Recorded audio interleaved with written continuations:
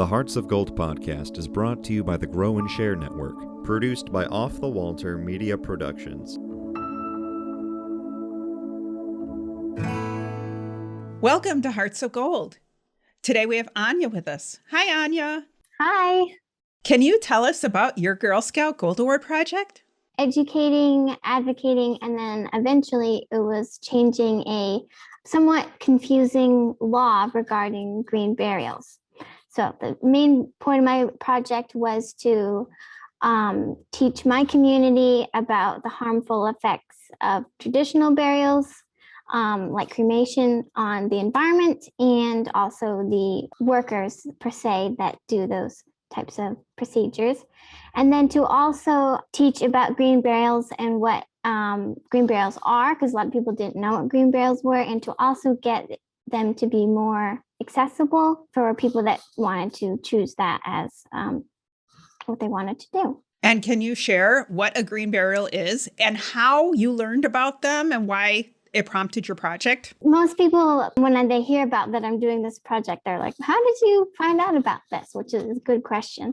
So I started on the project. So I was a German sustainability project is what I started with my German class. And we were kind of hesitant about it at first.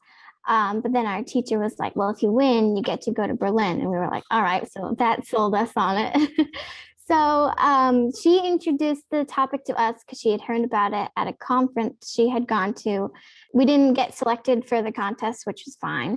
But I was then working on my Gold Award project and was like, well, I had already started this work on this project and I found it really fascinating. So why don't I continue it over and use it as my Gold Award? And then I was talking about it to people in my town. And they were really fascinated by it and were like, oh, I actually wanted to do that, but I was told no by the cemetery trustees because of our current bylaws. And then that's what kind of set me to work on that. And what is a green burial? It's nothing really fancy and it's nothing really new because it's what people had been doing for thousands of years up until really the 1970s is when people started to get more particular about how burials were and introducing cremation and things like that. So a green burial could be something as simple as a person chooses to be buried in a pine box, not being embalmed, not using any harsh chemicals, those sorts of things. Or it could be as simple as just, put me straight in the ground and nothing, and that's it. So that's really what a green burial consists of. What did you learn about with the various community and state laws as you went through your project? That they were quite confusing and trying to find information about my town or the surrounding towns around me where there wasn't a whole lot of information. And you would start at one point and then you would kind of just be stuck in this continuous loop trying to find things. So there wasn't a whole lot of information, which I found could be pretty stressful for somebody that was going through, this important decision of what they want to do for the final decision of their life. And they couldn't find anything about it. So that's really what also made me decide, well, there's got to be something we could do about this. Who was on your team and how did they help you? My team partner, I guess I could call him, was Representative Jerry Knerk. So he's the one that because I knew about green burials, but I had no idea about legislation, how the government, I know a little bit, but not the whole workings of it. So he was really helpful in that sense, because he's the one that drafted our bill, was with me when we spoke at the Senate and the committee. But we also had Lee Webster and Josh Grodum, who were experts in the green burial field, who were a part of the team as well.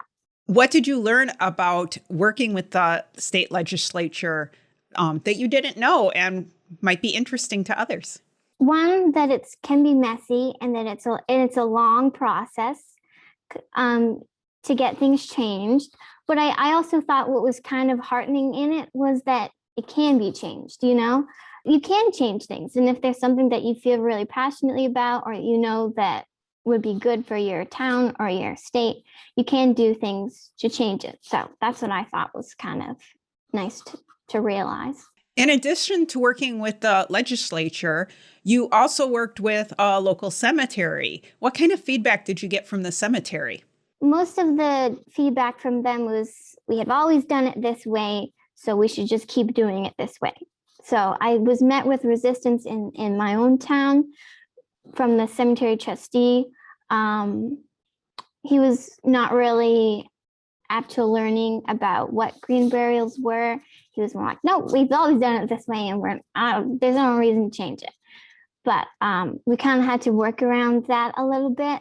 In small towns, it's going to be like that, unfortunately. So you also received pushback from funeral directors. What did funeral directors feel about your project? And didn't think that there really would be any pushback when we proposed the bill.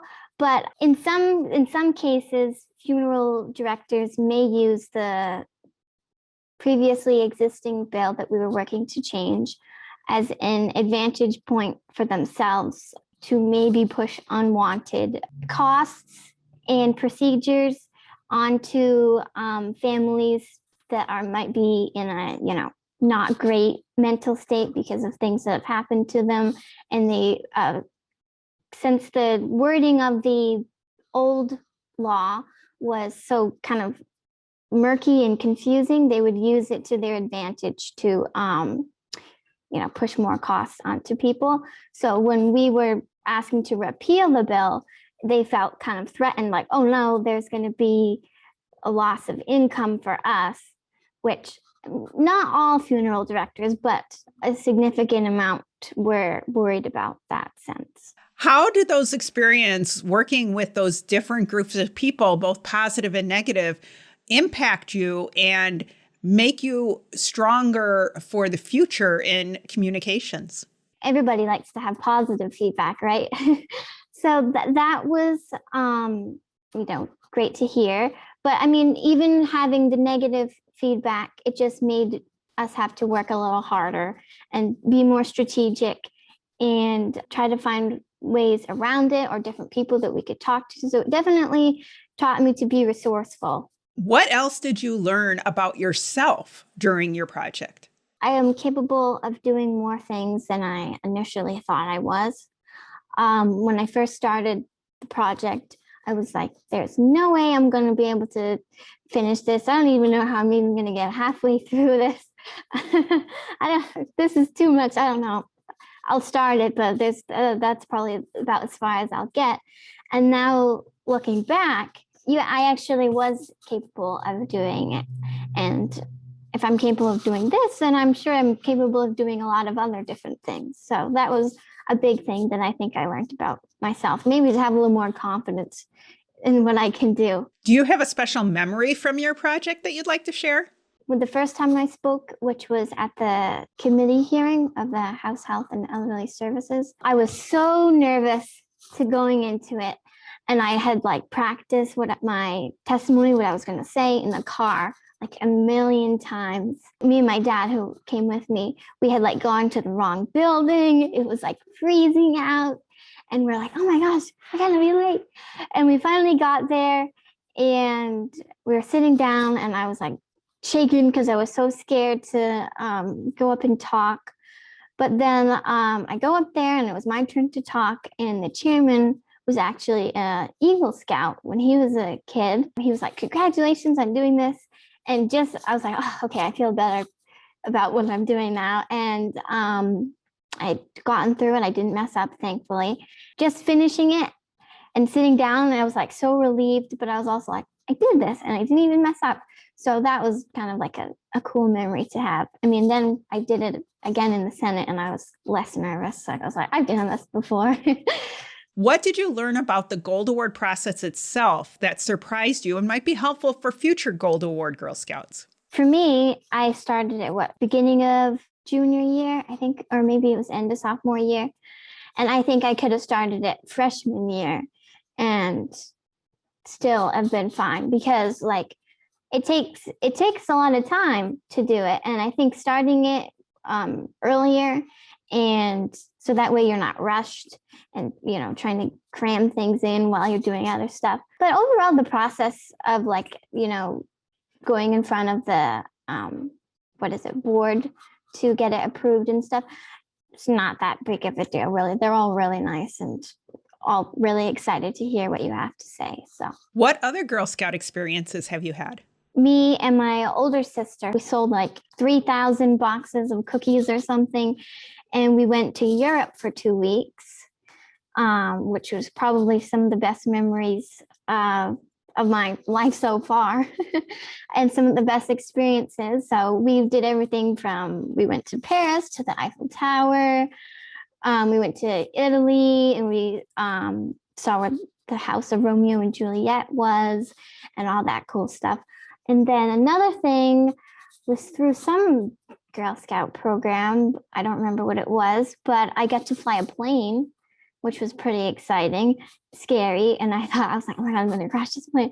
But, but that was really fun and something that I can say I've done now that not a lot of people, get to do.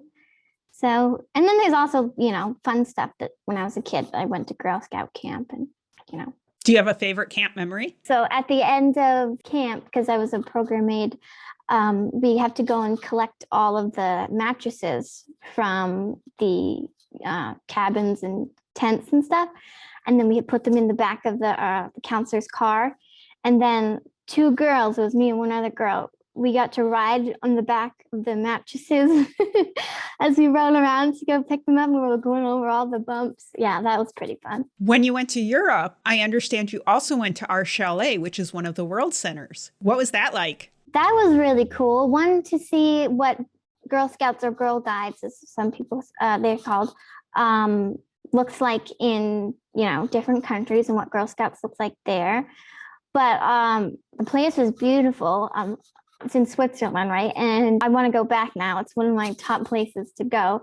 But it's on top of this, almost like this mountain, and the views were beautiful. But we got to partake in a pinning ceremony, and they gave us a tour of the place and told us the history of it and everything. So yeah, that was really cool. You were also a girl representative for your council's board.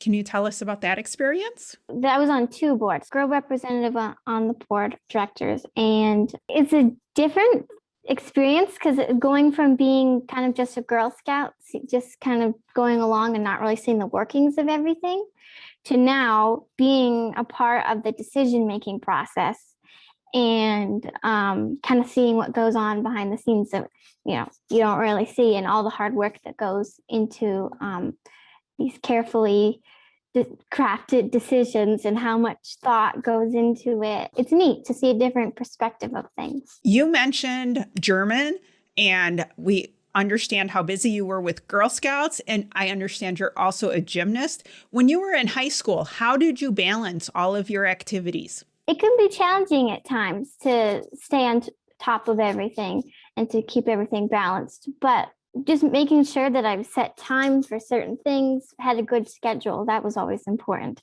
Having a good schedule, make sure everything's planned out so I know where I'm supposed to be at what time and everything. But there was definitely times where I was like, a little overwhelmed. Like, I'm supposed to be here, and I have this I need to do and that I need to do.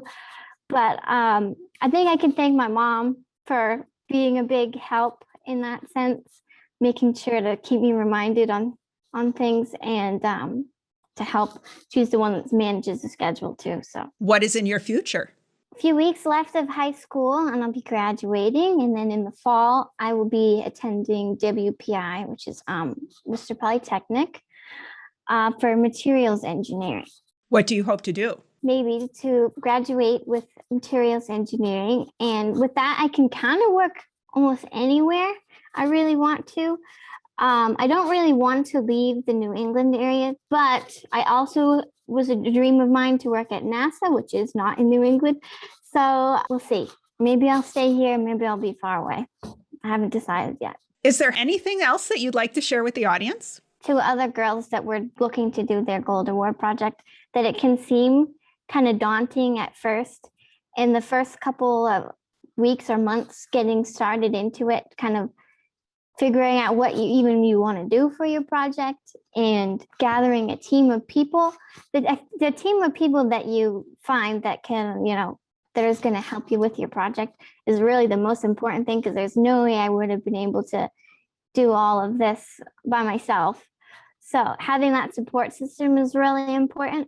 But once you get over that first hill of just, getting everything sorted out, it's pretty much, well, I won't say pretty much, but it's pretty much smooth sailing from there. How do you make your s'mores? I like to do them with Reese's Pieces, like the cups, or we sometimes do it with Kit Kats, so we change it up. I mean, of course, I do it with the classic Hershey bar, but the peanut butter cups is the way to go, I think. Well, thanks for joining us. No, thank you for having me. Make sure to click follow or subscribe so you always know when new episodes are released.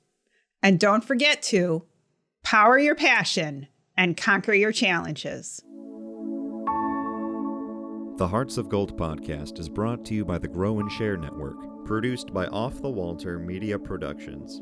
Thank you for listening and spreading the word on what we do. If you want to share your story of how you earned your Gold Award, reach out and send an email to growandsshare@outlook.com. Be sure to listen to the newest episodes on your favorite podcast app, as well as view the full video episodes on youtube.com/Cheryl M. Robinson. That's youtube.com/Cheryl, the letter M, Robinson.